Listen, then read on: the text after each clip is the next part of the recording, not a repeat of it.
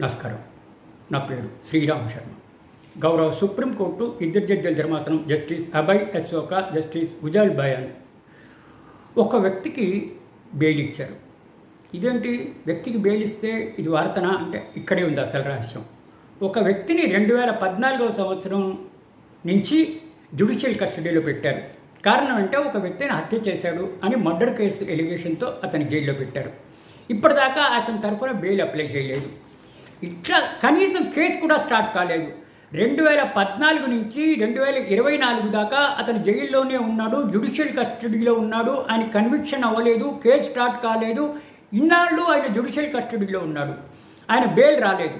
ఇట్లా case start చేయలేదు, 10 ఏళ్ళు దాటిపోయింది. ఇట్లా జ్యుడిషియల్ కస్టడీలో ఉంచడం అన్యాయము, అక్రమము, ఆయన ఫండమెంటల్ రైట్ వైలేట్ చేసినట్టు ఉంటుంది అని ఆయన బెయిల్ గ్రాంట్ చేయడం జరిగింది. గౌరవ సుప్రీంకోర్టు ఇద్దరు జడ్జిల ధర్మాసనం ష్యూరిటీని ప్రొడ్యూస్ చేసి. అంటే దీని ద్వారా మనకి తెలిసేది ఏంటి, ఏదైనా సీరియస్ అఫెన్సెస్ కేసులు తొందరగా స్టార్ట్ కాకపోతే, తొందరగా కమెంట్స్ కాకపోతే, తొందరగా తీర్పులు కాకపోతే ఈ విధంగా బెయిల్ ఇచ్చే అవకాశాలు ఉన్నాయని చెప్పడానికి ఇది ఒక చిన్న ఉదాహరణ.